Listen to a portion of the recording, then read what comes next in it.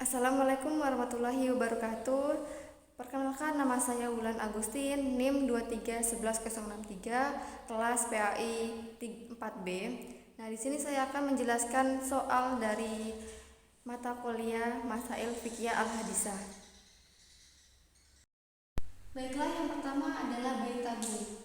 Nah, bayi tabung merupakan proses pembuahan di luar tubuh antara semen suami dan akun istri dan diimplementasikan dalam rahim. Dalam hal ini, spermatozoo, ovum, dan kehamilan separuhnya berasal dari suami istri kesulitan mendapatkan keturunan dengan sebab tertentu. Padahal anak keturunan ialah pelengkap dalam kehidupan rumah tangga. Nah, pertanyaannya ini terkait bayi tabung. Pertanyaannya, berikan analisis terkait hal ini. Baiklah, untuk penjelasan yang pertama yaitu analisis terkait paragraf tentang bayi tabung. Bayi tabung seperti yang kita ketahui merupakan proses pembuahan sel telur dengan sel sperma yang dilakukan di luar tubuh. Jadi, bayi tabung dengan sel sperma suami ataupun ovum istri yang ditanam di rahim istri itu sendiri diperbolehkan dalam Islam. Kenapa? Karena tidak melibatkan pihak ketiga dan menjaga kejelasan nasab anaknya.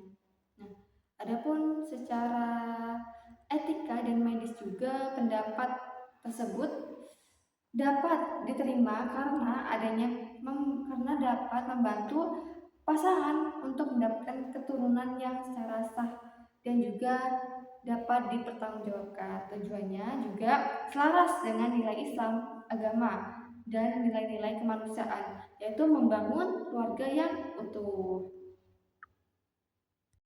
Oke, untuk pertanyaan yang kedua terkait apakah boleh melakukan bayi tabung itu untuk menjaga agar kondisi tubuh tetap menawan.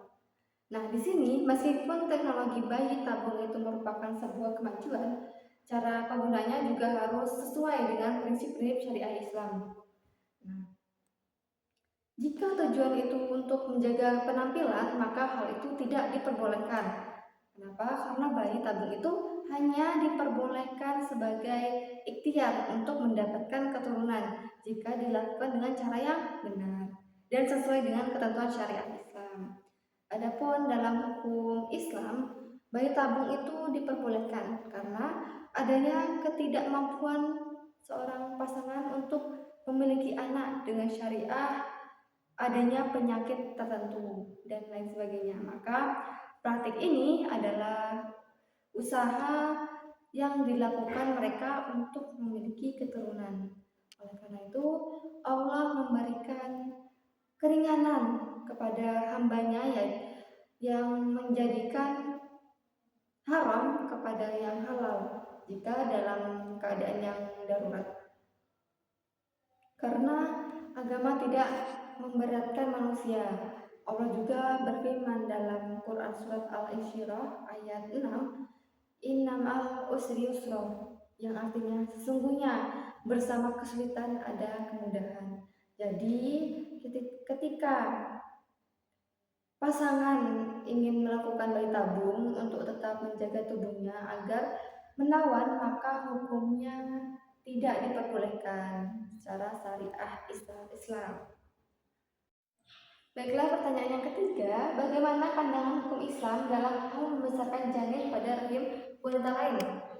Menurut fatwa MUI dan Majelis Mujama' Fikih Islami, bayi tabung itu diperbolehkan asalkan sperma dan sel telur berasal dari pasangan suami istri, bukan dari laki-laki lain maupun wanita lain. Jadi bisa kita simpulkan bahwa membesarkan janin pada rahim wanita lain itu tidak diperbolehkan karena kita merujuk ke pendapat Syekh Ali At-Tayi.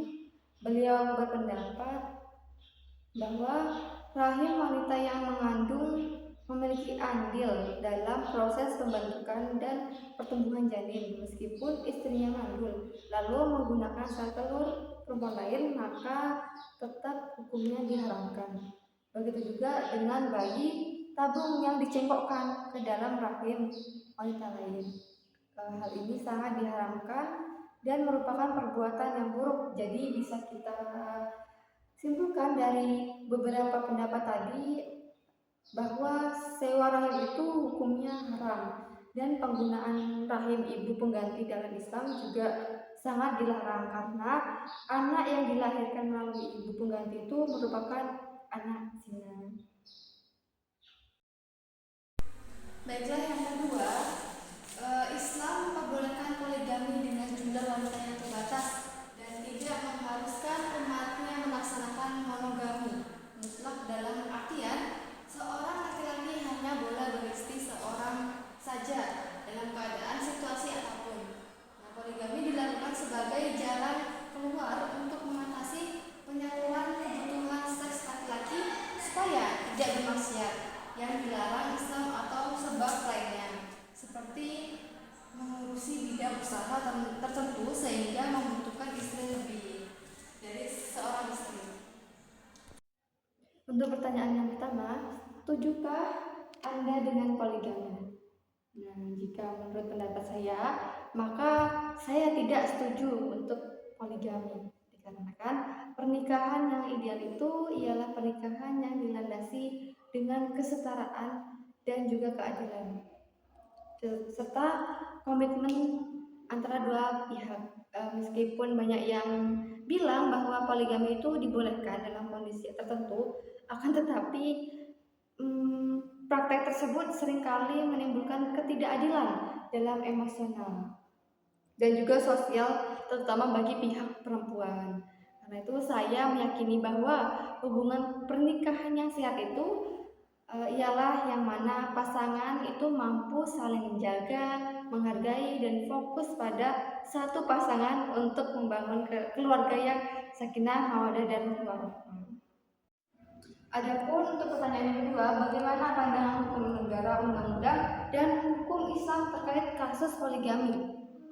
Nah, bisa kita ambil negaranya itu negara hukum negara Indonesia, yang menjawab bahwa hukum poligami di Indonesia itu merujuk pada pasal 3 ayat 2 Undang-Undang Perkawinan yang mengatur secara jelas bahwa pengadilan dapat memberi izin kepada seorang suami untuk beristri lebih dari seorang apabila dikehendaki oleh pihak-pihak yang bersangkutan.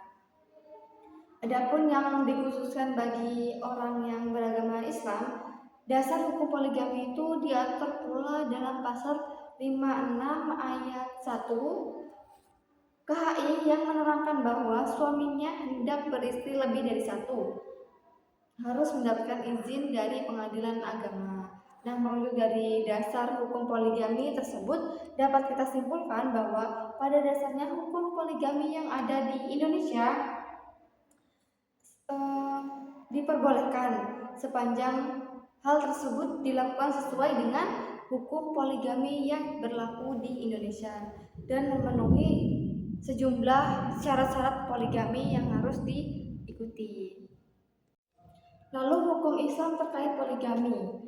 Nah, Islam itu kan memperbolehkan poligami dengan jumlah wanita yang terbatas dan tidak mengharuskan umatnya untuk melaksanakan monogami mutlak. Nah, Islam juga pada prinsipnya menganut sistem monogami. Akan tetapi, Islam juga tidak menutup diri dengan adanya kecenderungan laki-laki beristri lebih dari satu sebagaimana yang sudah berjalan dari dahulu kala.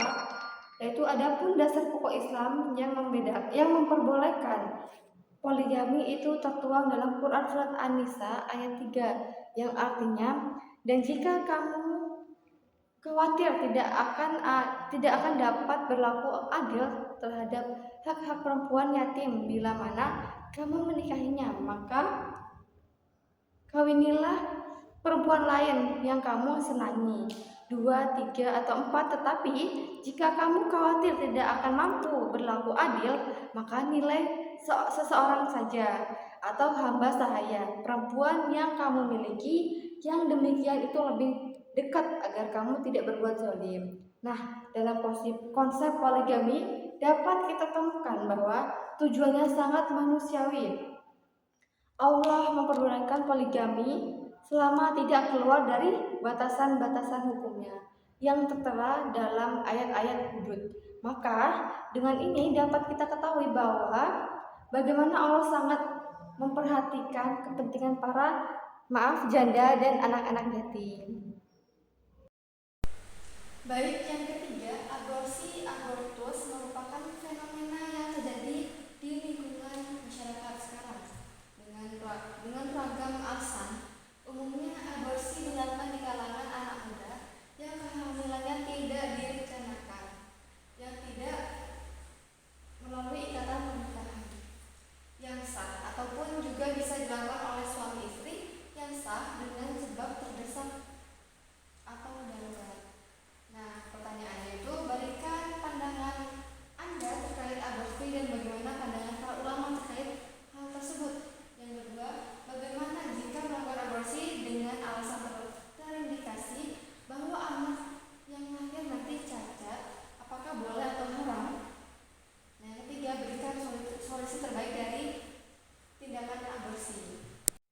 Adapun pandangan saya terkait aborsi itu boleh dilakukan apabila jika ada kondisi yang darurat, seperti misalnya untuk menyelamatkan nyawa si ibu, karena dalam hal ini keselamatan jiwa itu lebih diutamakan dan dibenarkan secara syariat. Nah, aborsi juga tidak diperbolehkan apabila tanpa ada alasan yang mendesak, seperti takut akan pengeluaran biaya, dianggap sebagai aib, atau kehamilan yang tidak direncanakan. Maka menghilangkan nyawa janin tersebut tanpa sebab adanya syar'i termasuk perbuatan dosa. Sedangkan jika kita merujuk kepada pandangan para ulama terkait aborsi yang merujuk pada MUI, itu sepakat dengan ulama klasik maupun kontemporer bahwa aborsi yang diharamkan itu ialah aborsi qabla nafs al-ruh, sebagaimana pendapat dari Imam Al-Ghazali yang menerangkan bahwa aborsi ini dilarang sejak terjadinya implantasi blastosis pada dinding rahim ibu. Meskipun demikian, MUI memberikan pengecualian untuk melakukan aborsi jika ada pengaruh yang bersifat darurat maupun hajat. Sementara itu, aborsi akibat perzinahan, MUI secara mutlak mengharamkannya. Nah, untuk pertanyaan yang kedua tentang bagaimana melakukan aborsi jika anak yang lahir itu nanti cacat, apakah boleh atau haram? Nah, hukum aborsi dalam fikih Islam menurut pendapat yang terkuat adalah pendapat yang menyatakan bahwa jika usia janin sudah berusia 40 hari, maka haram hukumnya melakukan aborsi. Demikian pendapat Imam Taqiyuddin An-Nabhani dalam kitabnya An-Nizam Al-Ijtimai fi al-Islam mengatakan bahwa permulaan penciptaan janin dan penampakan anggota-anggota tubuhnya adalah setelah melewati 40 malam. Dengan demikian, penganiayaan terhadapnya adalah penganiayaan terhadap janin yang sudah mempunyai ciri-ciri sebagai manusia yang terpelihara darahnya. Artinya janin tersebut haram untuk dibunuh. Dengan demikian, pada dasarnya hukum aborsi itu ialah haram, meskipun keharamannya bertingkat-tingkat sesuai dengan perkembangan kehidupan janin. Meskipun janin tersebut telah terindikasi cacat sebelum usia 4 bulan ataupun sebelum mencapai tahap ditiupnya ruh, tidak dipandang akurat bahwa anak tersebut lahir akan mengalami kecacatan seperti buta atau tuli. Selanjutnya, apabila dokter yang terpercaya menetapkan bahwa fase itu janin mengalami cacat yang membahayakan, tidak mungkin bisa disembuhkan, dan jika dibiarkan hidup, maka kondisi hidupnya buruk menjadi masalah baginya dan bagi keluarganya. Maka dalam kondisi ini janin tersebut boleh untuk digugurkan sesuai dengan permintaan orang tua untuk praktik aborsi, karena ada indikasi cacat janin tersebut dilegalkan menurut hukum positif di Indonesia sebagaimana diatur dalam Undang-Undang Nomor 36 Tahun 2009 tentang kesehatan. Meskipun pada dasarnya setiap orang dilarang melakukan aborsi, namun larangan tersebut dikecualikan berdasarkan pasal 75 ayat 2 Undang-Undang Kesehatan. Baik, yang terakhir adalah berikan solusi terbaik dari tindakan aborsi ini. Nah, langkah yang pertama dan yang paling penting adalah mencegah kehamilan yang tidak diinginkan. Nah, solusi yang terbaik itu untuk mengatasi hal ini ialah dengan memberikan dukungan secara menyeluruh bagi semua pihak. Pertama, ini berarti edukasi seks yang menyeluruh dan akses mudah ke kontrasepsi agar setiap orang dapat memberikan keputusan tentang perencanaan keluarga. Yang kedua, saat kehamilan terjadi sangat penting menyediakan konseling yang sesuai dan tanpa pengkhianatan. Disertai dukungan sosial dan ekonomi seperti bantuan keuangan atau layanan pendidikan anak untuk memperdayakan calon orang tua. Nah, yang terakhir, jika aborsi adalah pilihan yang tidak terhindarkan dan diizinkan secara hukum, misalnya karena alasan medis atau kekerasan seksual, maka solusi terbaik adalah memastikan prosedur tersebut dilakukan secara aman, legal, dan profesional di fasilitas kesehatan yang terpercaya, diikuti dengan dukungan psikologi pasca tindakan. Pendekatan multidimensi ini bertujuan untuk mengurangi kebutuhan aborsi dan memastikan kesehatan serta kesejahteraan reproduksi masyarakat. Baiklah, itulah penjelasan dari saya mengenai bayi tabung, poligami, dan aborsi. Apabila ada kekurangan atau salah penyampaiannya, saya mohon maaf. Kepada Allah saya mohon ampun. Wassalamualaikum warahmatullahi wabarakatuh.